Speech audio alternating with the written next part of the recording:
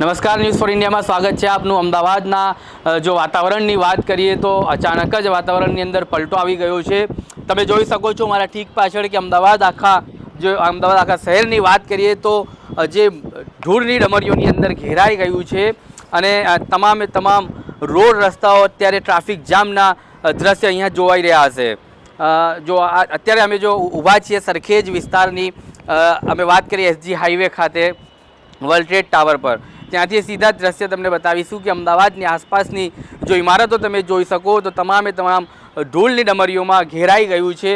એક તરફ જે છે તમામ પોલિટિકલ પાર્ટીઓ ચૂંટણીઓના તૈયારીઓમાં લાગી છે, તે સત્તા પક્ષ હોય કે વિરોધ પક્ષ હોય, તેની વચ્ચે કુદરતની એક પરીક્ષાની વચ્ચે પણ સત્તા પક્ષ અને વિરોધ પક્ષ ઘેરાઈ ગયું છે।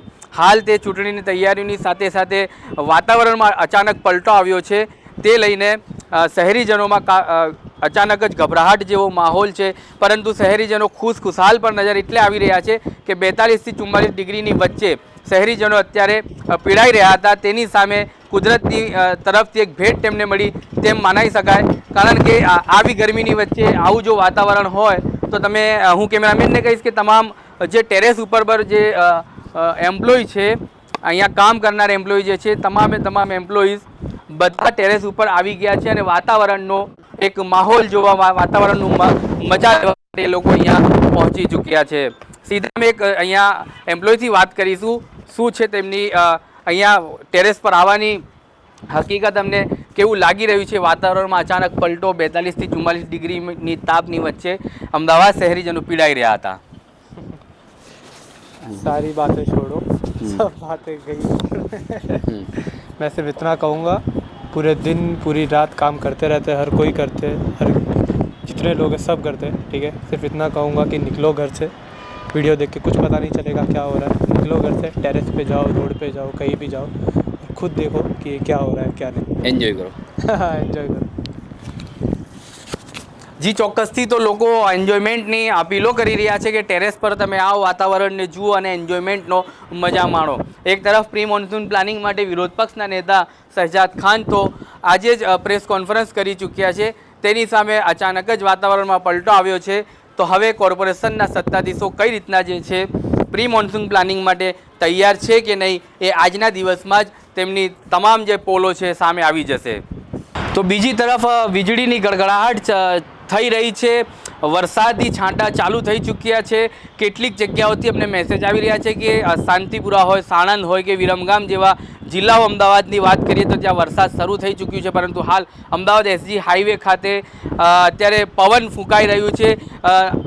જો પવનની વાત કરીએ તો 70 થી 80 પ્રતિ કિલોમીટરની સ્પીડે જો પવન ફૂંકાઈ રહ્યું છે। હું કેમેરામેનને અનુરોધ કરીશ કે તમામ દ્રશ્ય તમારી સમક્ષ મૂકે અને તમને બતાવવા માંગે કે હાલ પવનની સ્પીડ કઈ હશે। ટ્રાફિકની સમસ્યા થઈ જશે, હમણાં થોડાક જ કલાકોમાં ટ્રાફિકની સમસ્યાઓનો સામનો કરવો પડશે અહીંના શહેરીજનોને, અને તેની સામે હવે હાલ પ્રશાસન પણ એલર્ટ થઈ ચૂક્યું છે કે હાલ જો 2 કે 4 ઇંચ વરસાદ પડી જાય તો આખા અમદાવાદમાં ઠેર ઠેર પાણી ભરાવાના દ્રશ્યો સામે આવી શકે છે, તેવું વિરોધ પક્ષનું સત્તા પક્ષ ઉપર નિશાન સાધ્યું છે। તેની સામે હવે સત્તા પક્ષ કઈ રીતના કામ કરી શકશે અને શહેરીજનોને આ વરસાદની જે અચાનક વાતાવરણમાં પલટો થયો છે અને વરસાદ પડવાના સમાચારો સામે આવી રહ્યા છે, તેની સામે સત્તા પક્ષ કઈ રીતના જે જનતા છે તેની કામગીરીને પૂર્ણ કરશે। હું પવનની વાત કરું તો અમારી ઠીક પાછળ હું કેમેરામેનને કહીશ કે પવનની સ્પીડ તમને અહીંથી જે દેખાઈ જશે કે એક્ઝોસ્ટ ફેન જે ટેરેસ ઉપર લાગેલા છે તેની સ્પીડ તમે જોઈ શકો છો કે કઈ રીતના તેની સ્પીડમાં પણ વધારો થયો છે, જે મિનિમમ 1-2 ઇંચ કે 1-2 થી 5 ઇંચની સ્પીડે ફરતું હોય તેની સામે અત્યારે તેની જે સ્પીડ છે 10 થી 15 ઇંચ સુધીની વધી ગઈ છે।